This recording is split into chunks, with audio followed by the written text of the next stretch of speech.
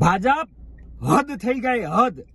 તમારા એક સેવકે કાઉન્સિલરે ભાજપ જે આણંદની અંદર જે બળાત્કાર કર્યો એ પાપની હદ છે. સ્ત્રી સશક્તિ ઉપર અપમાનની હદ છે. પાછા વળો, પાછા કેવા સેવકો રાખીને તમે બેઠા છો?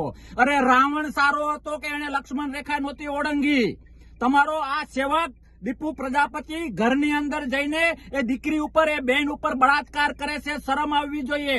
તમે ધર્મની વાતો કરો છો. કયા ધર્મમાં આ દુનિયામાં આવા કાર્યો કરવા માટે લખ્યું છે? પાછા વળવાની જરૂર છે, પાપથી ડરવાની જરૂર છે, ધર્મથી ડરવાની જરૂર છે. એક બાજુ તમે સ્ત્રી સશક્તિકરણની વાતો કરો છો ને એક બાજુ તમારો જ સેવક આ ન કરવાના ધંધા કરે છે.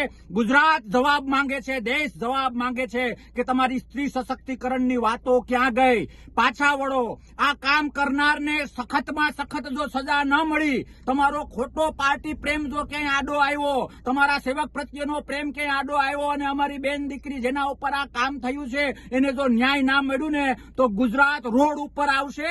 તમને તમારો ઓરિજિનલ ધર્મ આ ધંધા કરવાનો જે છે ને એ યાદ અપાવશે. બે હાથ જોડીને વિનંતી કરું કે ખોબલે ખોબલે મત મળ્યા છે તો બેન દીકરીની આબરૂ સાચવતા શીખો. અરે સાચવો નહીં તો કઈ વાંધો નહીં, કમસે કમ લૂંટવાના ધંધા બંધ કરો.